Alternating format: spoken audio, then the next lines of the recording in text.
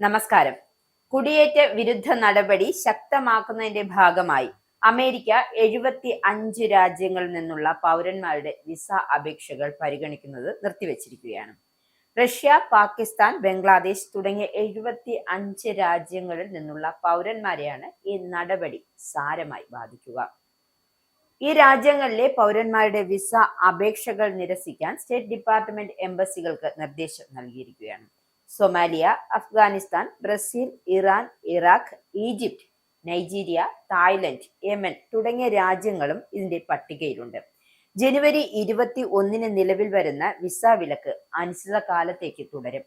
Somalia, Egypt, Thailand, Yemen എന്നിവ ഉൾപ്പെടെയുള്ള American പൗരന്മാരുടെ പ്രവേശനം ട്രംപ് ഭരണകൂടം നിരോധിച്ചിരിക്കുകയാണ്. ഇതോടെ പ്രത്യേകിച്ച് സൊമാലിയൻ US അധികാരികളുടെ സൂക്ഷ്മ പരിശോധനയിലാണ്. മിനസോട്ടയിലെ ഒരു വലിയ തട്ടിപ്പഴിമതിയിൽ നികുതിദായകരുടെ ധനസഹായത്തോടുള്ള ആനുകൂല്യ പദ്ധതികളുടെ വ്യാപകമായ ദുരുപയോഗം കണ്ടെത്തിയതിനെ തുടർന്നാണ് ഈ കർശന നടപടിയെത്തിയത്. US ഇമിഗ്രേഷൻ നിയമത്തിൽ പബ്ലിക് ചാർജ് വ്യവസ്ഥ പതിറ്റാണ്ടുകളായി നിലവിലുണ്ട്.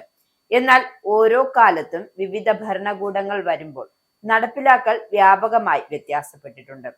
പരമ്പരാഗതമായി കോൺസുലാർ ഓഫീസർമാർക്ക് സ്റ്റാൻഡേർഡ് പ്രയോഗിക്കുന്നതിൽ വിശാലമായ വിവേചന അധികാരം ഇതിൽ നൽകിയിട്ടുണ്ട്. Immigration and nationality act consular ഓഫീസർമാർക്ക് പബ്ലിക് ചാർജ് കാരണങ്ങളാൽ വിസ നിഷേധിക്കാൻ വളരെ കാലമായി അനുവദിച്ചിട്ടുണ്ട്. 2019 പ്രസിഡന്റ് ഡൊണാൾഡ് ട്രംപ് പൊതു ആനുകൂല്യങ്ങളുടെ വിശാലമായ ശ്രേണി ഉൾപ്പെടുത്തുന്നതിനായി നിർവചനം വിപുലീകരിച്ചു. ആ നീക്കം കോടതിയിൽ ചോദ്യം ചെയ്യപ്പെട്ടു എങ്കിലും ബൈഡൻ ഭരണകൂടം അതിന്റെ ചില ഭാഗങ്ങൾ തടഞ്ഞു.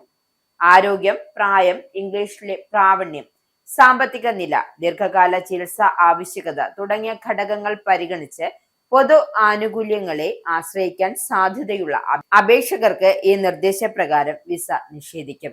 ഏഷ്യ, ആഫ്രിക്ക ഭൂഖണ്ഡങ്ങളിൽ നിന്നുമുള്ള രാജ്യങ്ങളാണ് വിലക്ക് നേരിടുന്നതിൽ ഏറെ.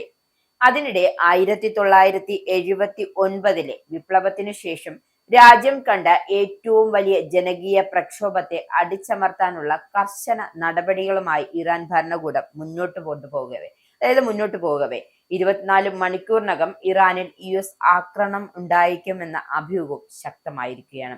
എന്തായാലും ഇറാനിൽ സൈനിക നടപടിക്ക് ട്രംപ് ഉറപ്പിച്ചുവെന്നും എങ്ങനെ, എപ്പോൾ എന്നു മാത്രം തീരുമാനിച്ചാൽ മതി എന്നുമൊക്കെയാണ് ഇസ്രയേൽ കേന്ദ്രങ്ങളിൽ ഉദ്ധരിച്ച് റോയിട്ടേഴ്സ് റിപ്പോർട്ട് ചെയ്യുന്നത്.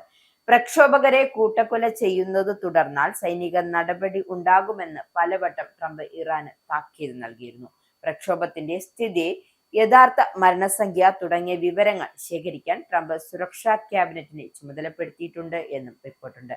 അനുനയമായി ഖത്തർ രംഗത്തുണ്ട് എങ്കിലും US ഇറാൻ നയതന്ത്ര തല ചർച്ചകൾ നിർത്തിവെച്ചത് സംഘർഷ ഭീതി വർദ്ധിപ്പിക്കുകയാണ്. അതിനിടെ ഇറാന്റെ ആഭ്യന്തര കാര്യങ്ങളിലും വിദേശ ഇടപെടൽ പാടില്ല എന്ന് റഷ്യയും ചൈനയും ആവശ്യപ്പെട്ടിട്ടുണ്ട്. അതിനിടയിലാണ് ഈ വിസ നിരോധനവും കൂടെ രംഗത്ത് വരുന്നത്.